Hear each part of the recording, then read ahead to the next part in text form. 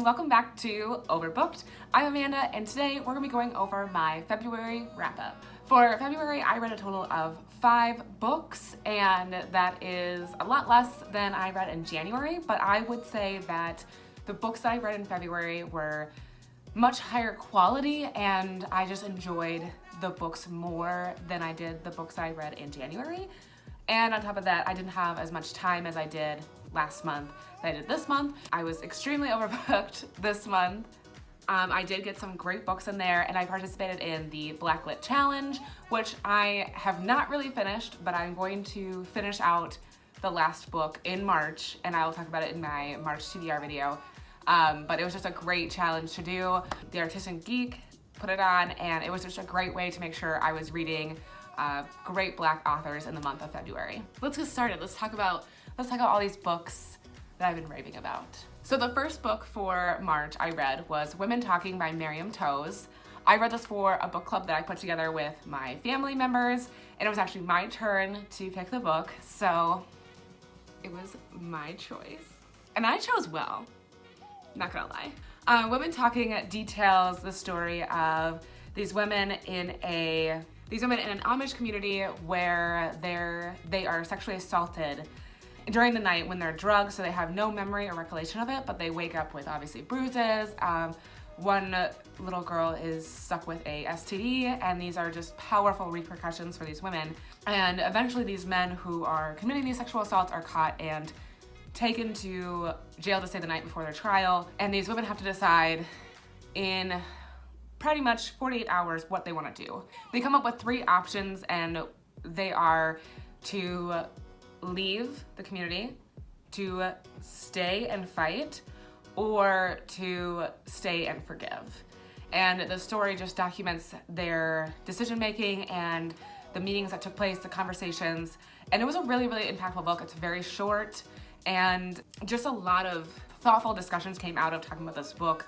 How much religion plays a role in these women's decision making, how much is too much, can you truly forgive somebody and move on, all of these really important conversations, and I think just equally as important during this Me Too era of how women are viewed as sexual assault victims and how they carry on, essentially. One of my only cons about this book was that it was narrated by a male, so you don't get to hear any of the female perspectives. And we talked about this in my book club as well, where maybe that was a way so you could see evenly all of the women's thoughts or like voices. One booktuber that I watched said that it maybe was an example of a man having to tell a very important women's story, whereas usually it's the woman telling a very important male story. But I have a whole book review on this book, so I'll link that below. Check it out. I really did enjoy this book. I thought it was just really impactful and very thought-provoking. The next book that I read was The Water Dancer by Ta-Nehisi Coates. I think I'm pronouncing his name wrong. But I read this for the Blacklit Challenge, and the prompt was with a Black person on the cover, and I'll put the cover here. Here. Clearly you can see the main character, and he's on the cover and he's in water. This was a very slow start for me, but I really, really enjoyed this book. It really picked up, and it was very, very good. The Water Dancer is about the main character, Haram, and his life stuck in slavery. His father is his master, and his mother was sold away when he was little, and so it details his life stuck in this spot, catering to his father who owns him, and then longing for his mother who he has no memory of, and trying to figure out a way to escape. And it's this crazy journey of his life, starting in this plantation, moving to the abolition movement in Philadelphia, back to the plantation, and it's just like this mystical, almost sci-fi historical fiction novel, which I don't think I would usually be into, but I really enjoyed this aspect. And there was just so many parts where I was just like, what is going to happen? And he doesn't give it away. It's not predictable, and I just thought it was a beautiful, beautiful story, and I enjoyed every second of it. The next book that I read was Pet by Kweke Emezi, And this was also for the Blacklit Challenge. This was the book that was picked for me by Ina, and it was also the book that I read that was outside of my comfort zone. This book is a YA, I think it might have been classified as middle grade, fantasy sci-fi novel, which I never go out of my way to pick up a science fiction, fantasy, anything, and I usually don't pick up YA, so very out of my comfort zone. But I really, really enjoyed this book. I started off by not digging it, I'm not gonna lie.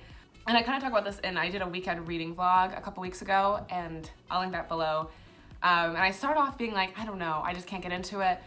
By the end, I was loving it. Like, I had grown so in love with all of the characters. I just wanted to see them succeed and take down this, you know, this monster that they're chasing, and it was just a very, very cute, I don't know if cute's the word, but like a lovely story. It details the main character, and she is living in a world where there used to be monsters, and this group of angels swooped in and saved them from these monsters, and now their world is safe. But one day, a mysterious pet arrives from one of her mother's paintings, and he is telling her that there are still monsters. So this whole story is trying to figure out where this monster is and chasing him and capturing him, and it's just such a great adventurous story. And I just think it's so great seeing that there are books written for kids today that are so beautifully written and so like littered with examples of people that are all different and unique. I think it's very important that people have a story that they can see themselves in, and I think this book does a great job of representing a lot of different people. One of my favorite parts about this book was that the main character is a trans girl, and it's just so refreshing on how it is talked about. It's not something that's made into this huge overbearing deal, which I'm not trying to say that it's not a big deal. Like, I think that being able to express your gender and being able to live in your skin is extremely important. But this book made it where this was the most natural thing that could happen, that she was born a female, and so she needed to be a female, and that's how it happened. And so she changed from male to female, and that was it. There's no more to discuss. There's no resistance at all, and I think that was just really beautiful and important to highlight, especially during this time. And I just thought it was really cool and important and impactful, and I really enjoyed that aspect. Okay, so the next book that I read was The Things That We Cannot Say by Kelly Remmer. I read this book for the girly book club that I'm a part of, and I also talk about this book in my weekend reading vlog. But I really, really enjoyed this book. It was a historical fiction novel set in Poland and the US during present day and World War II, and it goes back and forth between the two main characters and their time period. And it was just an incredible novel. The character from like the 1940s during World War II was set in Poland and the Nazi occupation there. And then we have the present day with the granddaughter, and she is dealing with a autistic son who's nonverbal and a dying grandmother, and a family that she has to balance, but also try to figure out this history of her grandmother. And it was just a very, very cool historical fiction novel. World War II is my favorite setting, so I dug it a lot, and I totally devoured it over my 3-day weekend. Okay, so the last book that I read for February was The Thing Around Your Neck by Chimamanda Ngozi Adichie, and this is her short story collection. I read this also for the Blacklit Challenge, but also I just love Chimamanda Ngozi Adichie. I've loved all of her books, and this was I think the last book that I haven't read, so it was perfect that the prompt was read a book from an author outside of the US or UK. She is from Nigeria, and a lot of the stories in her collection here centered around Nigerian characters, Nigerian immigrants to the United States, or characters who are dealing with hostile environments in Nigeria and the protests that happened on the university campuses. And it was just a very impactful book because every story just packs a punch. Like it was almost like I wanted her to, there's 12 short stories and I wanted her to write 12 new novels on those characters in those stories. I was so hungry for more, and I would turn the page and the story would be done and I'd be like, no, I want more. Like, I want to know where these characters are and how they're doing and what's going on. But that's the beauty of a short story. And you kind of just have to be left with the result of it. So I really enjoyed this book, and if you haven't read anything by Chimamanda Ngozi Adichie, I think this would be a great place to start because you see her excellent storytelling in a variety of stories and different settings and different characters. So I think it's an excellent book to start if you haven't read her yet. And then I would recommend moving into Americana, and then of course Purple Hibiscus, Half of Yellow Sun. They're all incredible. Check her out. Those were the books that I read in the month of February. They were all excellent. I don't think I had a rating under 3 stars, or honestly 4.